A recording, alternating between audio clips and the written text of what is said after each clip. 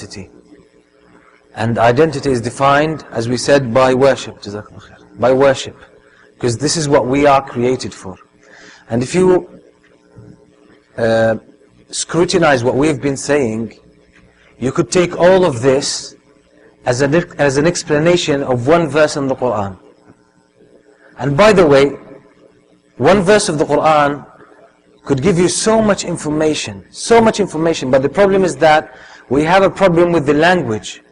And this is why at the time of the Prophet ﷺ, the companions, the tafsir they needed for the Quran was very little. Now the ahadith of the Prophet ﷺ that explain the verses of the Quran, are limited in number. Because those Arab were at the peak of the Arabic language. They mixed enough with the Prophet ﷺ to understand the language of the Quran. So there was no need for detailed explanation. But the further we lived away from the time of the Prophet ﷺ, the more need for explanation we needed. This is why the tafsir started to increase in number and in size. So all what we've been saying could be a tafsir of one verse of the Quran, which is وَمَا خَلَقْتُ الْجِنَّ وَالْإِنسَ إِلَّا لِيَعْبُدُونَ. And just to clarify to you again why worship is the essence of our identity. And inshallah I will explain now what worship means. Worship is the essence of identity, and this is why Imam Ibn Qayyim says, which he takes the statement from his Shaykh Ibn Taymiyyah. He said that all of the revelation that Allah sent to humanity, their summary is found in the Quran. All the wisdom in them is found in the Quran. Then the gist of the Quran is Al-Mufassal. Al-Mufassal starts with Surah Qaf and ends with Surah An-Nas. Surah Qaf starts with Surah Qaf and ends with Surah An-Nas, which is just above 3 juz. And he says the meaning or gist of the meaning of the Mufassal, which is the gist of the Quran, is found in Surah Al-Fatiha. And the gist of Surah Al-Fatiha is in one verse. So all of the revelation that Allah subhanahu wa ta'ala sent to humanity, to guide them, to tell them about who they are, what this life is all about, and where they came from, and where they are heading to. And the whole meaning of this universe is in one verse. What is this verse? إِيَّاكَ نَعْبُدُ وَإِيَّاكَ نَسْتَعِينُ. It is you that we worship. And it is your help that we seek. So this is why worship is at the essence of our existence. So as I said, the fallacy that some people claim that we don't have a religion has no basis whatsoever. It's just a contradiction. In reality, it's a contradiction in terms. We humans, by nature, we worship. Our whole life is based on the formula of worship. It's just people play with words. People, depend on semantics when it comes to these things. So these are. Now, alhamdulillah, we have our own Islamic terminology with which we can approach a correct understanding of who we are and what our identity is. What does worship mean? Obviously, the common answer is, which is the definition that was given by Ibn Taymiyyah, but this also highlights the issue that most of the Arabs don't really, or fail to relate efficiently to the Arabic language that was spoken at the time of the Prophet ﷺ and even later on. When you ask about worship, they tell you everything, every action that Allah subhanahu wa ta'ala is pleased with, which is true, but this is not the essence of worship. These are the manifestations of worship. This is how you express your worship. What is the essence of worship? What is the essence of worship? So we said our identity revolves around worship. This is how we define ourselves. Some people define themselves around the sport that they play. Some people, their life is all about, for example, football or basketball. That's their life. This is how they see their future. This is how they see their value. And this is how they assess the world around them. Anything that helps them achieve that goal in their sport is important. Anything that is irrelevant, it is irrelevant to them. Anything that brings them closer to that goal is dear to them. This is how they form love. Everything that could keep them or push them away from achieving their goal, okay, this is what they hate. So this is how, based on our identity, we love and hate. We deal with the world around us. And this is what our identity is. It's what we worship. And worship, as I said, means it's your ultimate goal, it's your ultimate passion, it is your purpose in life. And this is why the Prophet ﷺ said, تعس عبد الدرهم تعس عبد الدينار. The worshipper of the dinar, of the dollar, of the money, he's in abyss, he's in misery. Why? Did he just say, put the money in front of himself, started prostrating to it, praying to it? No. It is his ultimate goal, it is his identity, it's his passion in life. This is what all of his life is based upon. See, this general sense of worship is even present in the words of the Prophet sallallahu alaihi wasallam. Now, what does worship mean?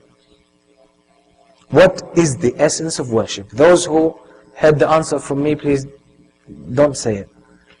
What is the essence of worship? We know that Islam is all based on worship. What do we mean by worship? Somebody might have the notion, say, why don't you give ayat and ahadith? That's true. And by the way, this was the same thing that was said to the scholars like Imam Shafi'i when he came up with the science of usul al-fiqh in his book Al-Risala. Some people had the notion that, the companions didn't have this science. There are people who today say that we don't need mustalah al-hadith, the science of hadith, because the companions never had this science, so we don't need it. Now obviously this person has no clue what he's talking about. Because the companions did not need that science. They did not need usul al-fiqh, because that was the general mentality. But because we're distant from them, we need something to bring us to the mentality they had, so we can relate to the ayat and the hadith. It's just that we are so distant that we need a vehicle to get there. That's it. This is why you have the books of tafsir, this is why you have the books of fiqh, this is why you have the books of usul al-fiqh, the books of hadith. This is all what they do. They just bridge the gap between us and the generation of the companions. That's it. This is why they were called ulum al-ala. They were called the sciences, or the auxiliary sciences, helping sciences.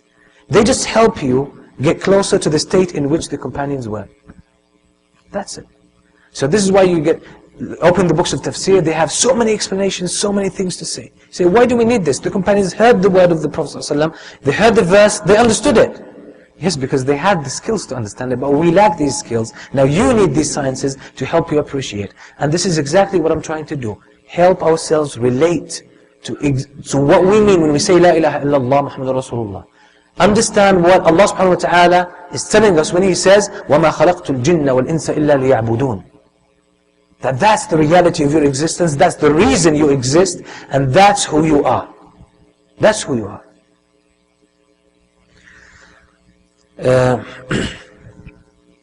What does worship mean? The question still stands. What does worship mean?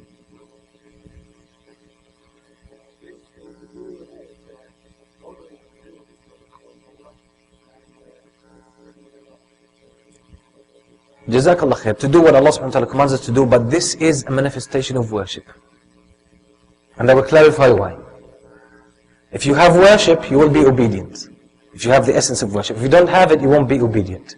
So it's a manifestation of worship. I need the essence of worship. The essence of worship. And that's, I'm telling you, this is your basic intrinsic talent. If you understand what worship means, you see how Islam teaches us so much even about this life? Once you understand, I'll come inshallah back to you. Once you understand what worship means, you can understand, obviously fully, you need a good level of understanding of what worship means. You will be able to understand every action you do in your life, where it comes from. You trace it back to its origins. And so that you can control your behavior. That's self-control. You can trace any feeling you are having. Many times, we feel bad, we feel sad, we feel regret, we feel happy, and we don't know why. If you truly understand the meaning of worship, you can trace it back to its origins. You know why you're feeling the way you're feeling. Even you can trace back any decision you make to its origins. You will start to see your inner map clearly. You know exactly where you are, where you're heading to, and why things are happening that way. And that was one of the main reasons why the Prophet ﷺ and the companions and some great Muslim personalities, they were so successful. Because Islam does make you successful in this world and in the next. Where do we get this from? This is from the life of the Prophet ﷺ. the life of the Messenger ﷺ. Ibn al-Qayyim says when he explains the verse in Surah Al-Infitar, إن الأبرار لفي نعيم وإن الفجار لفي جحيم. Indeed, the righteous ones, al-abrar, the good ones, they will be in paradise, in ecstasy. وَإِنَّ الْفُجَّارَ لَفِي جَحِيمٍ. The fujjar, the wrongdoers, the evildoers, the non-Muslims, or the kuffar, they will be in jahim, in hell. They will be in torture, pain. He says, anyone who thinks that this refers only to the hereafter, then he is mistaken. He is mistaken.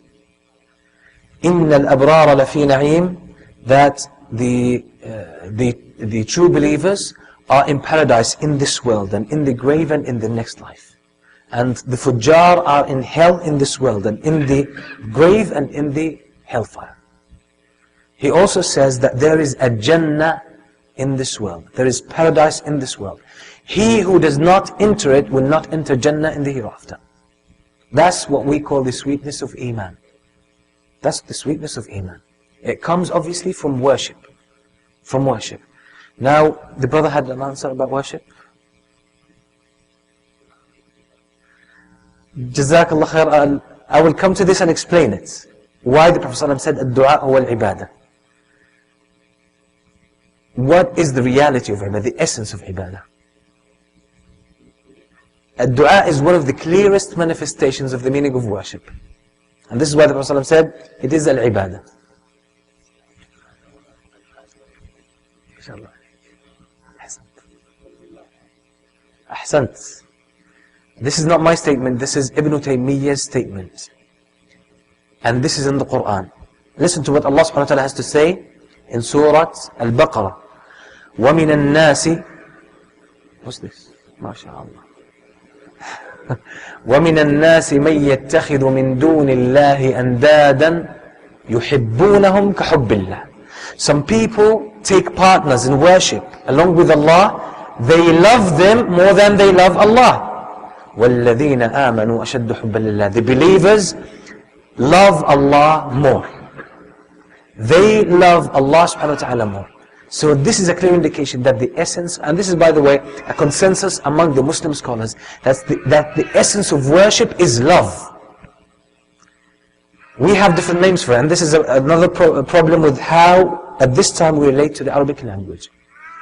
If we translate al-mahabba as into love, that's not an accurate translation. I have to give the English words that are in common use to express or to signify that word. In English you use purpose. You use passion. You use drive. You use an ultimate goal. You use the meaning of your life. This is what the Arabs used to mean by al-mahabba.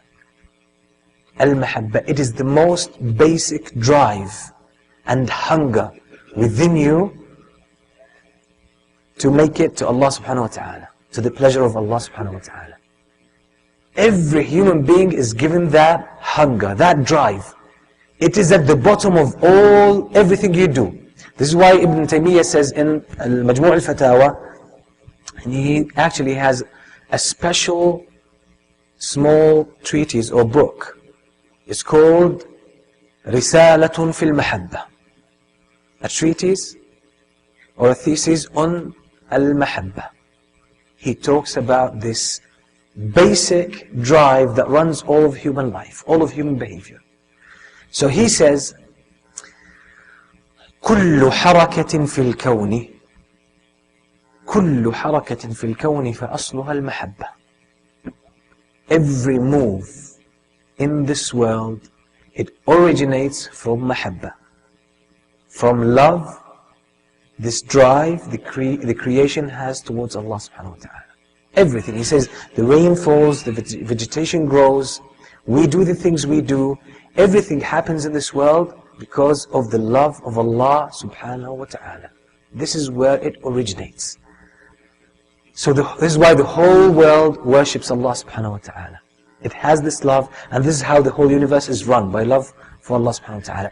Only we are given choice whether to do things for the love of Allah or for the love of other things. So that's what worship means. And this is why we have in Islam, when we talk about the worship, we are talking about Tawheed. What does Tawheed mean? Tawheed originally, by Shaykh al-Islam ibn Taymiyyah, was classified into 3 types, and for other purposes he classified it into 2 types. But they are both related. Now why did Ibn Taymiyyah come up with 3 classifications, 3 categories for Tawheed? We don't find this in the Quran. This is what some people say. We don't find it in the Sunnah. The Prophet ﷺ never taught it to those people. Because at the time of Ibn Taymiyyah, he realized that the Arabs could not relate fully to the language spoken by the Prophet ﷺ. When the Prophet ﷺ said to the people of Mecca, say La ilaha illallah tuflihu, you will be successful, they fought against him. It was one word, say it. They did not say it. Because they understood what it means. And they understood that it means you have to change the whole system of your life. Everything. Change it. So they did not say it. But at the time of Ibn Taymiyyah, there were people who were considered to be even non-Muslims, worshipping graves, prostrating themselves to graves. If they needed something, they won't say, Ya Allah, help me. They would say, Ya Badawi, Ya Rifa'i, dead people, righteous people who were buried in the grave. They would say to him, Ya Badawi, help me. That's shirk. That's outside of Islam. That's if they know what they are doing. These people would worship Al-Badawi and Al-Rifa'i, and then they would say La ilaha illallah, because they don't understand what it means. So Ibn Taymiyyah had to make them understand, because they thought La ilaha illallah means there is no creator but Allah. That's not what it means. That's a basic meaning. That's one aspect of its meanings. So these people lost this understanding, proper understanding of the Arabic language. He needed to clarify it to them, explain it to them. So he made it clear to them that Tawheed is 2 types. One of them can be split into 2, and this is how we got 3. There is Tawheed al-Ma'rifah wal-Ithbat, the Tawheed of knowledge and affirmation. And that means you recognize the names, attributes and actions of Allah subhanahu wa ta'ala. That He's the creator, He's the sustainer, He's the merciful, He is the all-knowing, He is the almighty, He's the all-wise. You recognize His attributes like He rose above the throne. Okay, so you know His attributes, His names and attributes and actions, and you acknowledge them. That's number 1. Number 2 is Tawheed al-Uluhiyyah, or Tawheed al-Qasd wal-Irada. The Tawheed of your drive, of your motivation, of your love, that it should only be for Allah subhanahu wa ta'ala alone. Where do our actions stem from? They stem from our motivation. There is no action that we do except behind it there is a motivation. You don't do anything without a motivation, apart from your heartbeat or your breath. But any deliberate action you take, even if it's a word that you say, even if it's a mental action, thought process, a decision that you make, there is a motivation behind it. There's a motivation behind it. The basic motivation should be for Allah subhanahu wa ta'ala. The motivation at the root, underlying all your life, should be for Allah subhanahu wa ta'ala. This is Tawheed al-Uluhiyyah. This is why your actions should be for Allah. This is what Tawheed al-Uluhiyyah means. That everything you do, it should be for Allah. The drive for doing these actions should be for Allah. That's purity or sincerity of intention. So these are 2 types of Tawheed. Now then Ibn Taymiyyah, for other purposes, took the first type, which is acknowledgement, the Tawheed of acknowledgement and knowledge about the names and attributes and actions of Allah subhanahu wa ta'ala. He broke that into 2 halves just to clarify other matters. He said this type of affirmation, or this Tawheed of affirmation and knowledge, you can split it into 2 halves, which is Tawheed al-Rububiyyah, Tawheed of lordship. These actions of Allah that are directly signify Allah's care for His creation. That He's the creator, the sustainer, the provider, the owner. That's Tawheed al-Rububiyyah. Other attributes of Allah that are more general, like His mercy, His knowledge, His wisdom, His attributes, like whatever the Prophet ﷺ told us about, or Allah subhanahu wa ta'ala told us about Allah subhanahu wa ta'ala in the Quran, all of these are called the names and attributes of Allah, tawheed of the names and attributes. We will take, to make things easier for us, the first classification, which is the original one. We have tawheed of knowledge and recognition, and we have tawheed of motivation and action, which is the worship of Allah. The worship of Allah subhanahu wa ta'ala. That's what worship means, and this is how we function in this world. Do you know how humans act? Where does our behavior originate from? Once we get some sort of knowledge, and it takes root in our hearts, okay, that's knowledge and affirmation. We believe in it. It gives rise to a motivation. It creates a motivation in your heart, straight away. A very simple example that I usually give, and I always give. A man walking in the street, he sees a woman, an attractive woman. He looks at her, that image goes straight into his heart. He thinks that that's the end of the story. No, it's not the end of the story. It forms some impact on your heart. That's knowledge absorbed by your heart. Once your heart absorbs it, it has to react to it. It creates a motivation. You'll feel attracted to that woman. If that image is so strong that it captivates your heart, it gives a motivation in proportion to the strength of the image. So if it really captivates your heart, you have a desire, a burning desire within you that will lead you to commit zina.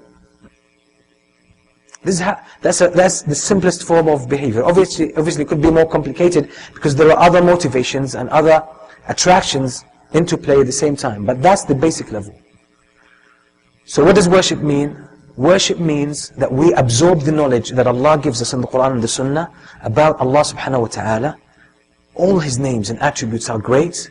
Once our heart absorbs this knowledge, automatically it generates the motivation that you want to make it to Allah subhanahu wa ta'ala. That's what worship means. That's what worship means. That's the essence of Islam. That's the essence of our behavior. So the choice you have is either to fill your heart with knowledge about Allah, which generates this love, this motivation to worship Allah subhanahu wa ta'ala, just as Allah subhanahu wa ta'ala told the Prophet ﷺ, and Prophet Ibrahim alayhi salam as well said, قُلْ إِنَّ صَلَاتِي وَنُسُكِي وَمَحْيَايَ وَمَمَاتِي لِلَّهِ رَبِّ الْعَالَمِينَ. Say, my prayer and my sacrifice, my life and my death are for Allah alone. That's the meaning of worship. So you have the choice whether to make, you have this kind of, these are inner dynamics of the heart. These are the dynamics of the heart. This is how we function, this is how we behave, this is how we interact with the world. You either make it for Allah, or you use this tool for something evil. It's like any talent you are given, you can use it for Allah, or you can use it for something evil. So you end up in this life either worshipping Allah or worshipping something else. That's the summary of human life. And this is clear in the books and the writings of the classical Muslim scholars. So that equation, which is knowledge, the ability to receive knowledge, harbor knowledge, and the motivation that generates from this knowledge, and obviously with motivation, definitely you have an action. That's what worship means. That's human behavior. So you see that when we talk about Islam, when we talk about Iman, the articles of faith, when we talk about Tawheed, we're not talking about something that we should keep in the masjid. It's the summary of our lives. Islam tells us so much about who we are. And this is something I said yesterday and I would like to repeat, because I believe it helps a lot the brothers and sisters understand this very important concept. Even in the industry, like with computers, you receive a computer, if there's no software installed in the computer, it's junk. You don't benefit from it. The software that is made for the computer has to be 100% compatible with the hardware. Isn't that true? So the more knowledge you have about the hardware, you will develop your knowledge of the software. The more knowledge you have of the software, the more you will know about the hardware, because you know which is for which. This program is for that thing. The same applies to human beings. Allah created us according to a certain format. And this format is a mystery for the majority of humanity, for some reason. Allah subhanahu wa ta'ala sends Islam, which is a totally compatible system with our makeup. So once you understand Islam, you'll be able to understand yourself. You'll understand why you think the way you think, why you behave the way you behave. Because Allah subhanahu wa ta'ala gave us the blueprint of our creation. That's it. So you understand Islam, you understand what human beings are. It's as simple as that. So when we say our identity is worship, this is basically what we mean. It's the knowledge that you harbor, the knowledge which generates that basic motivation that underlies the way you carry yourself, the way you behave, the way you think, the way you act, and the way you are. So this is who you are. So our reality, the reality of our identity, is this very important talent, which is at the center of our hearts, at the center of our lives, which is that we harbor knowledge and we react to it. Get the correct knowledge, inshallah you're likely to do the right things. Get the wrong knowledge, you're likely to fall in the wrong things. Give your eyes a free play to look at whatever you feel like, anything haram, and you say, no, I'm able to control myself. You have no clue what you're talking about. This generates an image or some kind of an impression in your heart, and it generates the motivation, and you will act upon it. This is why people who, for example, fall into anything wrong, any wrong practice, any wrong action, repeatedly, on the long run they change. They totally become a different person. People who watch pornography, they might be safe for the first couple of times. If they keep doing it, it becomes an obsession. Because the heart is filled with these images, they leave a powerful and overwhelming impact on your heart. So all of this talent that Allah has given you to worship Him, to love Him, to know Him first, then love Him and worship Him, you are using it to what? To generate emotion, to generate motivation towards what you are seeing. So knowledge, this is why knowledge is power. Knowledge controls your life. So that knowledge you are letting into your heart will decide the course of action that you will take. They will decide what type of person you will be. So those who watch pornography, it's imminent and it's inevitable that ultimately they will end up with a messed up personality. And many of them end up, do you know, doing what? Sexual assault, mainly against a family member, and mainly a child. So this is why we have to be careful to what knowledge enters into our hearts. And this is why the Prophet ﷺ says, when he talks about Iman and about Taqwa, he says, أَن تَحْفَظَ الرَّأْسَ وَمَا وَعَى, that you preserve your head and anything you let into it. What you hear, what you see, what you smell, what you taste, and even what you say. And this is why Iman increases with good actions. Good actions, you look at things that Allah loves you to look at, like reading the Quran, or looking around, for example, to see, look at the beauty of your wife. You could get rewarded for that. And this is something Allah subhanahu wa ta'ala loves. This increases your Iman. Because everything you do is an interaction with the world, and it leaves an image, an impact in your hearts. It's positive, your Iman increases. Your knowledge about Allah increases, your love increases, your motivation increases, your actions increase. And it becomes an upward spiral. It's a positive circle of feedback. So this is the basic meaning of worship, and it is so central, as I said, that this is our identity. So if you make a total identity shift, you become, or a total worship shift, you become a totally different person. Haven't you ever met a person in this life, at one stage he was one person, and at another stage he was a totally different person? Why did they change? Physically they're almost the same. And even if, financially, whatever it is.